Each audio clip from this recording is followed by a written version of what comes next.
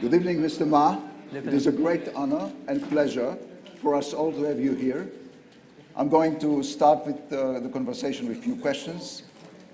At the midst of the 90s, when you started your first internet ventures, the World Web was still at its inception, in its diapers. With some few tens of thousands of sites, today it has many hundreds of millions of sites. What did you see then that others didn't? Well, thank you. Thank you so much for inviting. It's a good question. Let me answer in this way. I was so bad at schooling.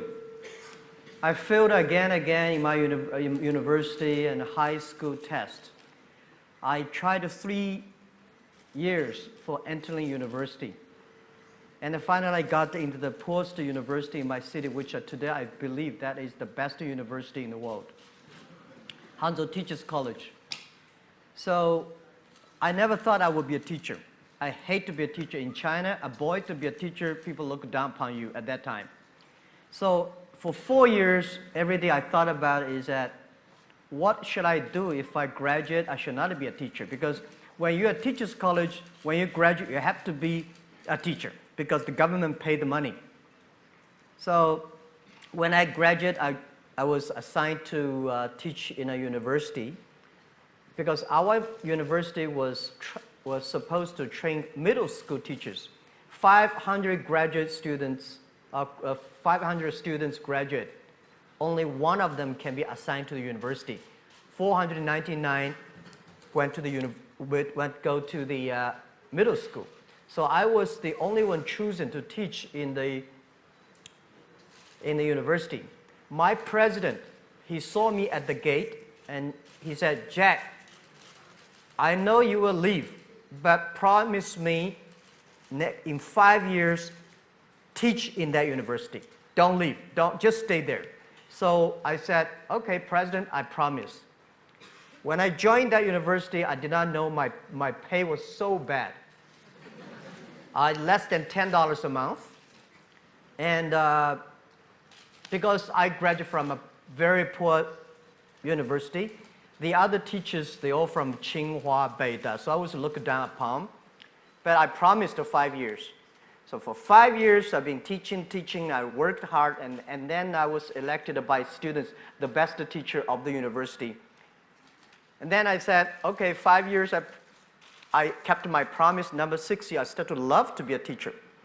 And then I thought, everything I taught my students are the things I learned from books. I should leave the school, spend 10, 15 years, get all the experience, and then go back to teach. Then I could be a good teacher. That was thinking. Then I went to the United States. They're still waiting for you. Yeah, so then I went to the United States. I found the internet. I just wanted to find a job at that time. I'm looking for a lot of jobs, all filled. People don't want me. They say, I know, even looking for a job in a hotel, they say, "Hey, you're not good looking enough." So I discovered the internet in Seattle, 1994 in December. I searched the word beer. I was so scared of the computer. And my friend said, just to search whatever you want to search. At that time, there's called Lycos. The earliest Mosaic, the browser, very early days. They say you search anything. So I first word search beer. There's no beer information on the internet from China. There's a Japanese beer, German beer, US beer. And then I search China. Say there's no data about China. So I thought about, if I can put some Chinese information on the web, when people find out, that might be a good opportunity. So I did not know internet would be that big. I just wanted looking for a job. That was the original thinking. I wanted to leave the school, build up something. And when I found the internet, I think if I can put Chinese company information on the internet, let the other people to do it, this might be a good future. So with that, I have a great vision for the future. At the beginning, just looking for a job, and I don't want to be a teacher. That was the thing. Honest answer. It's well known that you've been an English teacher. So let me, with your permission, allow me to teach you Hebrew. One word. One word in Hebrew. Okay. It's not very complicated. In Hebrew, when we want to say, it's a slang word, but we want to say something is doing really great or super okay, we say sababa. Sababa. Sababa. Sababa. Looks Sababa. like Alibaba. Sababa. Exactly. That's now. Sababa. So one can say, and especially you, Alibaba, Alibaba. is sababa. Thank you. Let's do it. Let's do it together. Yeah, Alibaba Is Sababa. You see. So Thank you. after you led the largest IPO in history, a few years ago, you are quoted as saying to investors that Alibaba would become the 5th economic entity in the world, following US, China, Europe, Japan. What was your vision to achieve that? Yeah, because I never thought we would be today. I never thought I would be today. I think for my, when I leave university, I thought just doing something, and 10, 20 years later, I can go back to teach. I never realized I can achieve that much. When we look back, today we have close to 70,000 excellent young people in my company. We have so much data, technology, inference, 700 million users. I think all the things does not belong to me. There must be something that somebody in the sky wants. Jack and your people should do something different. That was the thinking in the past 10 years always. But when our company went IPO, today we're like a $400 billion market cap. This does not belong to us. And why we succeed? Because we support the young people, we support the small, medium-sized companies, we support the women. And because of supporting these people, they succeed. So we believe, how can we last our success? We believe we should support more young people. We should support more SMEs. We should support more women. If they are successful, we will be successful.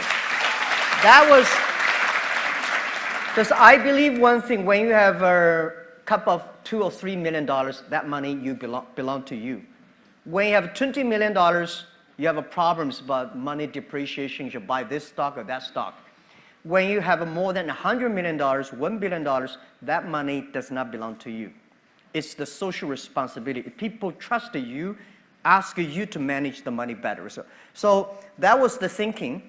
And then we decided, we say, we should make an economy that is big enough with that economy, we can enable every young people, every small business, every woman, globally. They want a global buy, global sell, global deliver, global pay, and global travel with the technology we're giving. We can create 100 million jobs for the world. Today, we create 33 million jobs for China. We hope the 5th largest economy of the world, that digital economy, can enable 100 million jobs for the world. We can enable 2 billion population in the world. They can shop and buy everywhere. And we can create 10 million small business. They can be profitable through the internet. That was the vision. I don't know in my life can achieve that, but somebody will achieve it. If we continue to do it, if we cannot reach it in 10 years, why not 20 years? Why not 30 years? People should continue to do it, and someday, if somebody really reach that, we'll feel very proud.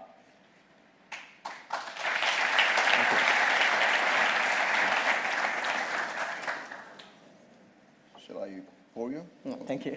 There's tea. By the way, there's the tea you like is here on the table. That's a good question. We are in Israel, the startup nation, and in Tel Aviv, ranked as the world's 5th most innovative city. You have encountered Israeli investors. Okay, it's a short visit. You've met a lot of startupists. You met business people.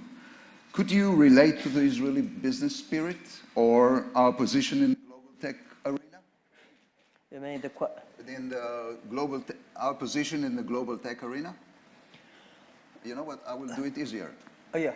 Do you have any plans of a flag of Alibaba in Israel, in Tel Aviv? Absolutely. we've been thinking internally, we discuss a lot about where in this world Alibaba should have our base labs that should have our people that working together to reach, because the fifth largest economy does not belong to us, does not belong to Jack Ma and Ali. It belongs to the generation of this generation, belong to the world, belong to all the young people believe in the future, belong to the people who believe the technology can enable people. So one of the three countries we talk about is Israel. So we all talk about we should come to Israel, have a lab, and inviting the excellent, smart young people in Israel, join the force together. Let's build up an economy that can empower young people, small business and women. So this is, we think, and actually we have already invested in 5 companies here. We only have 12 people here. So this trip we brought almost 40 Alibaba senior management team, 40 heroes, not the thieves. We came together, we learn, we experience, and we feel it. Everybody's so excited. In the past 3 days, every night, we debate, we discuss, we share until 11:30. Last night, we 11:45. We think we can do a lot of things here. And I think we'll continue to invest here. We will join together with join the force of the venture capitalists to encourage more startups. And we would love to hire more people here. Together, build the 5th largest economy. It's not the 5th largest economy, does not belong to Jack Ma, does not even belong to China. It belongs to our generation. That's what we think. Yeah. Let us take some questions from the students. Let's start with Ms. Fayrouz Rizkallah. She is from Israel, student of Eastern Asian Studies, Faculty of Humanities. Fayrouz, please.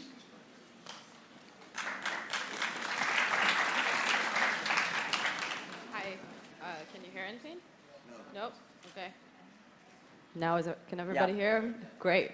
I'm very honored to be here and to be the first person to ask a question. As said, I am a student of East Asia Studies in Chinese and also Business Management here in Tel Aviv University. So therefore, I decided today to ask my question both in Chinese and in English. Good. So it's an opportunity for me to try my Chinese. I'll start with the Chinese version. 你今天能给年轻人最有价值的决议建议是什么? Which is, what is the most valuable professional advice you can give to young people today? Thank you. I think everybody is made unique and different. So you must have a unique and different way. A lot of people today have a lot of complaints. Say, I don't have opportunity. I complained a lot when I was young and suddenly realized complaint does not solve any problem. Where the opportunity always in the place where people complain. There are so many opportunities in the world, in this world, because there are so many complaints. If you can solve the complaint, one of the complaints, that's the opportunity. So this is what we made. I think young people, if my advice to be an entrepreneur, don't be scared of failure, of setbacks, and don't give up. There are a lot of books written about Alibaba, about me, which I'm scared of. One day I was reading on a plane, that's many years ago, in the newspaper. I was reading a guy introducing a guy, very great. And finally I think people are talking about me. No, that's not me. It was an article about a great person. And then finally I find out they are talking about me. I'm not that great. That's not me, right? I want to say is that if there's a book I want to write, it's Alibaba 1001 Mistakes. We came today to now, we made so many mistakes. People say, you are lucky. Yes, we are very lucky. We've been only 19 years to today's size. But we've gone through so many tough situations. We made so many mistakes. that people cannot imagine. Probably 90 years, just like Israel. For 70 years, your country grew from nothing to today. You have gone through so many tough experiences. And that will make you different. That's what my advice.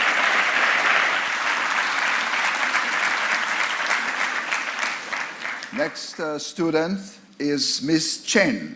She's a student from China, studying here in Tel Aviv University, MA in archaeology. By the way, your Chinese is very good. Good. Yeah. Miss Chen, please. Good evening, Mr. Man. It's a great honor to have you here. And you know, Taobao means a lot for Chinese overseas students, especially in Israel. My question is, if you could magically meet anyone from the past, who would that be? Thank you. Meet or be the person, that person? You mean magically Meet that in person? Yeah. Well, there are a lot of people I want to meet. In China, if the person I want to meet is Deng Xiaoping, without him, there would be no Alibaba. It's the reform. China was so set back and closed. And Deng Xiaoping said, let's open the door.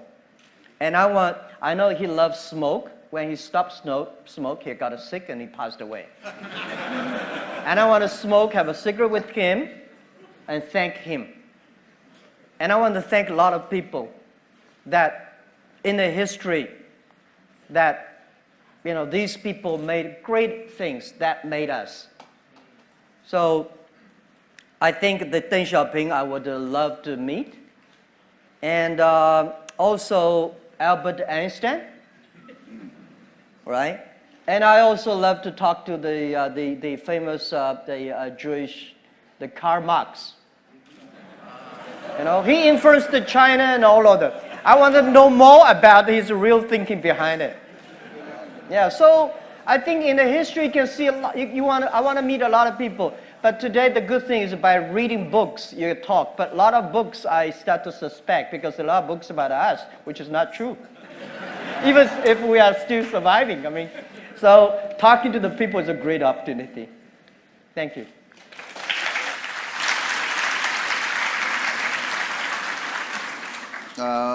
Next student is Miss Whitney Stewart. She's from the University of Pennsylvania. She's studying at Tel Aviv University at a study abroad program, which they come for a few months to study here, one semester. So Whitney Stewart, please. Hi, Mr. Ma. Thank you so much for being here with us today. It's an incredible honor. I would like to ask if you hire based on a specific educational background. Thank you. No.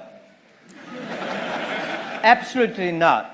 Because if we hire based on the education background, Jack Ma can never be accepted by Alibaba. When we started the business, we had 18 founders, including me. 17 of them, most of them my students, and most of them, well, today people think these 18 people, the smartest people in China. We don't think we're smart. Honestly, we all graduate from the very poor schools. The only thing we did was that we're very united. We all believe the future. We are all optimistic. And we learn through mistakes. We never give up. When Alibaba first IPO'd in 2007 in Hong Kong, we had close to 500 millionaires. We made 500 millionaires, and I had a talk with people in the room. I say, hey, everybody, now we are very successful. We are all millionaires. Do you think we are smarter than the others? People say, no. Do you think we work harder than the others? No. The early days, because we had a strange name, Alibaba, people say, what a company. A lot of people think it's a company of telling lies. We cannot even hide people. We say, if the people who is not that much disabled, we all hide them. Because nobody wants to join us. And but we've gone through it. So I asked those 500 millionaires, there's one thing. Those people who think they're smart, after half year, they all gone. They start to build up their own. They don't believe our model. They don't believe by helping others, by helping small business, you can make money. Because 20 years ago, only by helping big companies, you can make money. By helping small companies, you don't have a chance. So smart people left us. Those people believe they are excellent. The headhunting company all come. They headhunt our people. We are the people, nobody even come to hunt us. So we stayed, we have no choice, we don't have any company to go, but we believe our future. So after 10 years, we survived, and today the same. We don't believe those people. I think this is what I give advice to students in Harvard or Tsinghua. If you graduate from famous university, please respect the people who graduate from the poor schools. Those people like us graduate from a poor universities, please respect yourself. We have chance if we work together. So,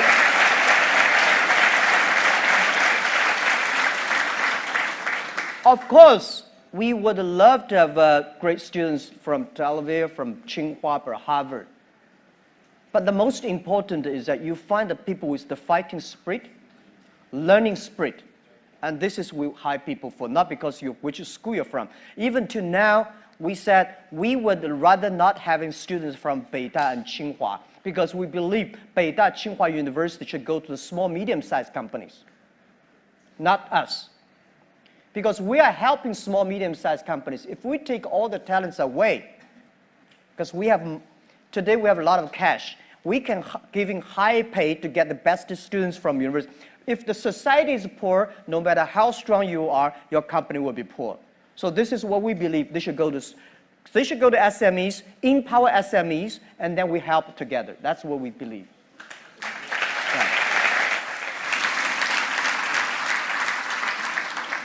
Ms. Shani Masti, a student of industrial engineering, please. Hi. I really appreciate the vision that you have for the younger generation. And considering that, I was wondering, what do you wish for your children? My children. I want them to be healthy, to be happy, do things what they like. They don't have to sort of like do what the father wants them to do.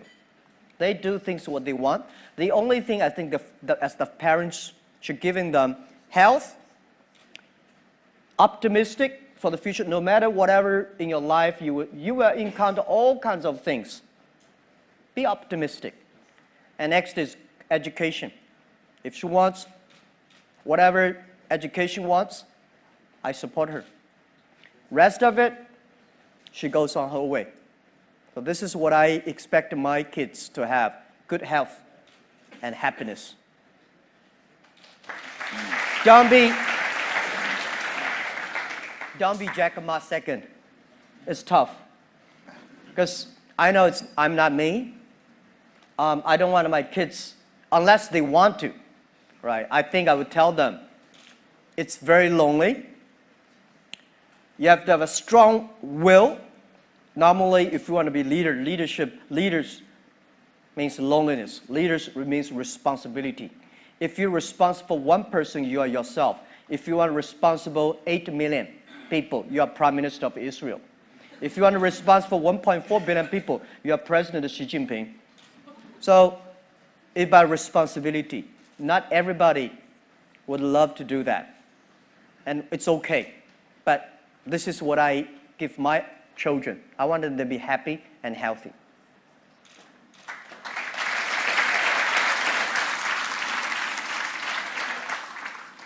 Mr. Elliot Ashkenazi from Belgium is a student of, listen to this, International Program for Conflict Resolutions and Mediation Studies.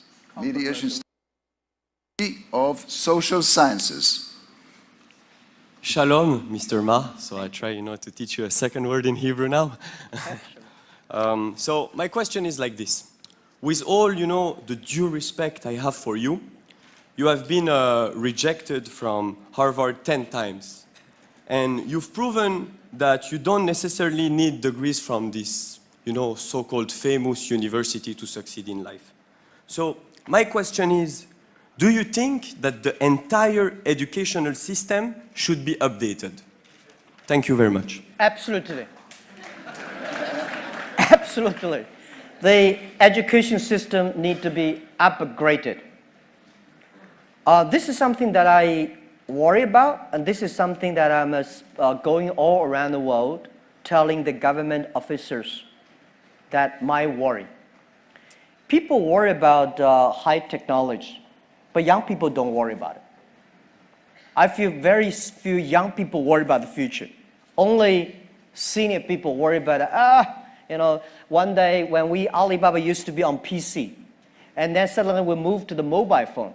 A lot of people complain, mobile phone too small. How can you do shopping on such a mobile phone screen?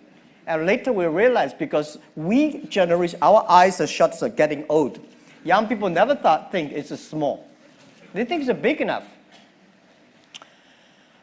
Next 30 years, the artificial intelligence, the robots, all the high tech will replace a lot of jobs. This is for sure. When human beings invented computers, human beings should know that computer will be much smarter than human beings. They remember, they calculate faster, and they never get upset. They always keep on doing things. But don't worry about it. Machine can never win human beings. Machine can do only things machine can do better. Human beings have hearts. Machine only have chips. So what worry me about is the way all the things we teach our kids today, how to remember more things, calculate faster, all these things, machine will do better. Next 30 years, what are the things we should teach our kids that they will be different, they can do better, they can do the things the machine cannot do? This is I discussed with the president, they all agree. I think we should teach our kids how to be more innovative, how to be more creative, and how to be more constructive. Human side is more important than the knowledge. I think the past 200 years, human being made a huge progress because of the knowledge-driven based education. I think next century we should focus more on wisdom-based, or the human-based. So this is, I think, next 30 years, please pay special attention to the education system reform that our kids will never get disappointed because of the machine take a lot of jobs. There are a lot of jobs waiting for human beings. And next thing is I want to say is that pay attention to these companies who have less than 30 employees. Please pay special attention to the young people who are below 30 years old, because this is the generation who were born internet. They will change the world. So education is the key.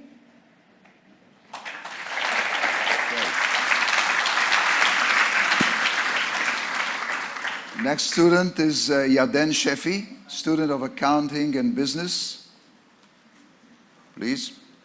By the way, we need a lot of social scientists in Alibaba. Because we have so many, we are managing an economy over 700 million people. That's so complicated. 1% of the bad guys, we got 7 million bad guys.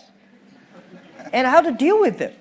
Not all, it's not only bad guys. Some people have a strange behavior, but so what Alibaba needs is not only engineers and software programs. We need a lot of psychologists, social behavior experts, and this is something that we have to manage. So yeah, but thank you for the question. Okay, so my question is, what was the most valuable professional advice ever given to you? Again? What was the most valuable professional advice ever given to you?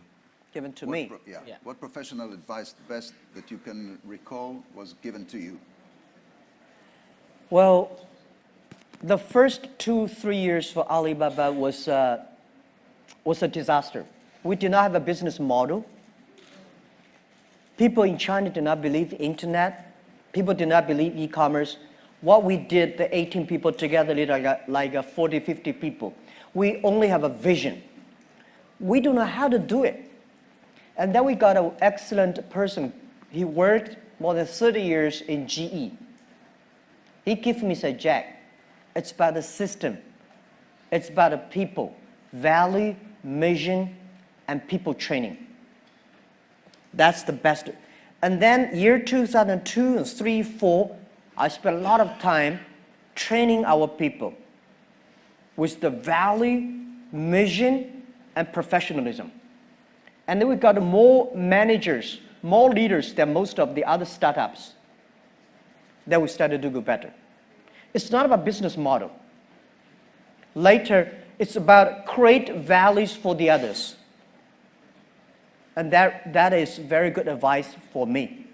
And we made Alibaba different. Even to today, we are still so much mission-driven, value-driven. And I believe we want to last 102 years. We were born 1999. Last century, we had 1 year. We want to go through 100 years this century, plus 1 year, 102 cross 3 centuries. So in order to survive, we have to be mission-driven, value-driven, and people-driven. Today we do e-commerce. Tomorrow may not. The day after tomorrow, we don't know what we'll do. But if we're mission, value-driven, if we believe young people, if we want to supporting the other people to be more successful, there is always business model. There's always money to make. That's what we believe.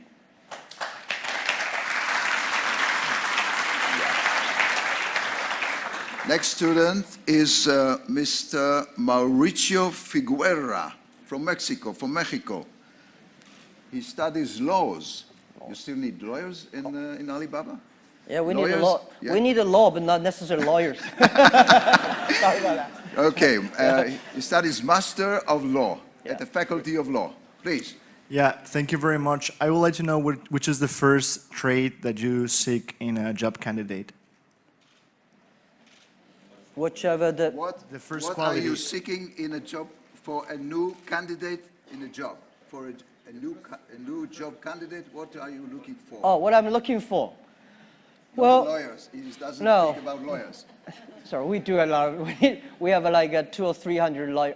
When Alibaba was in my apartment, I never thought a company need a lawyer. I never thought Alibaba in the future will have like more than 3 lawyers. Today we probably have 300 lawyers. Well, we need a lot of jobs because today we are handling 700 million users. I think we are going to handling 2 billion people. There are so many things that we have never seen, never imagined before. There's a lot of jobs like data, cloud computing, AI, we call Alibaba Intelligence. And there are so many things, the machine learning, that we don't know. And I don't think today there is expert of these things. Don't tell me somebody is the expert of e-commerce. Don't tell me somebody is the expert of internet. I tell you a story. 1996, I was invited to join a meeting in Beijing about internet. At that time, China was not even connected to the internet yet. So I went there, there's about 12 people in a room. They call themselves internet expert. I say, what? We got an internet expert. So they have a lot of worries. Oh, they worry this, worry that, and China should control internet, this. So after 20 years, I found all the things they worried never come out. All the things they did not worry, all come out.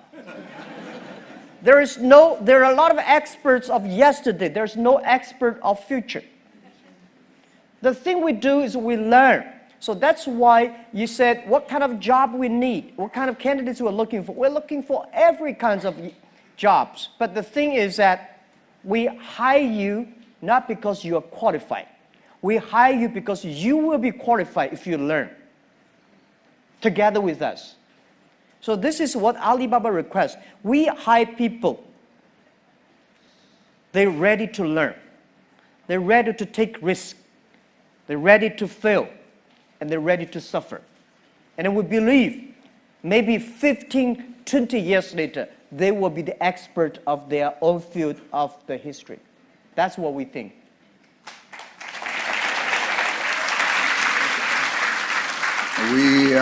We're going to conclude the session, so let me ask you, before we conclude, a personal question. You being at the helm of a mega company is always stressful.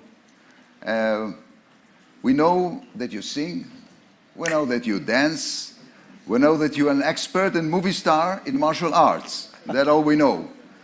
But what do we don't know that you do only for yourself? To relax, to wind up?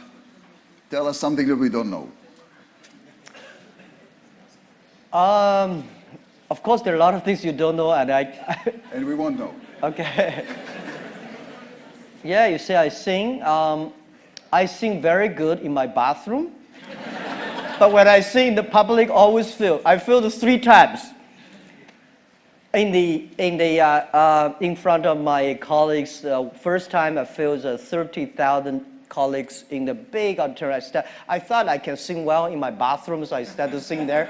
Filled. And I love to paint. Oh, that's new. Yeah, I love to paint, but I'm not traditional painting. I think if Picasso can do it that way, why should I cannot do it that way? But I painted, and I got criticized by a lot of artists in China. They say, you are destroying our art.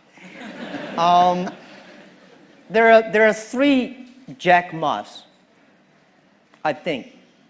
The first Jack Ma is people's imagination. You think he's great, he's bad. I think Jack Ma is not great, is not bad, he's not smart, he's a normal.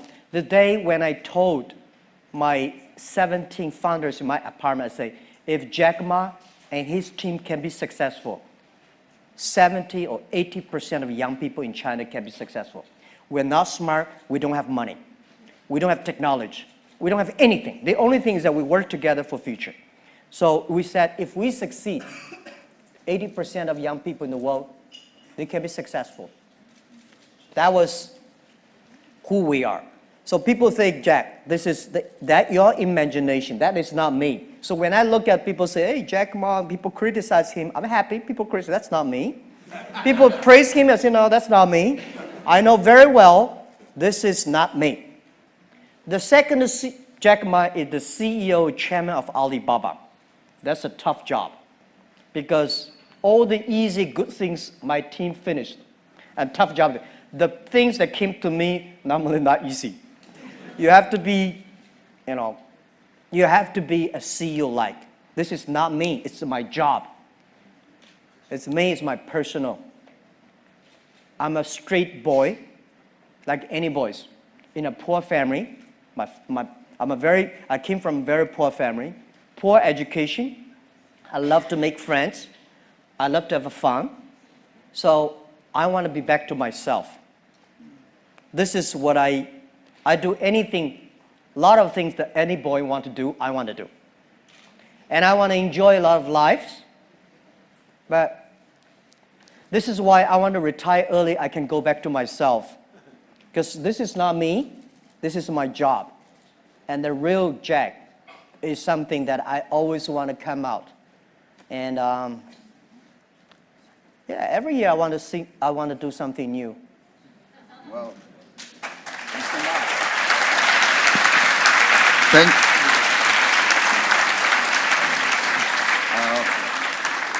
I would like to thank Professor Frankel, Professor Klafter, Mr. Ma. It was inspiring and frank, I must tell you. Dear audience, Mr. Ma is shortly be awarded a Tel Aviv University honorary doctorate. So let's give him a round of applause.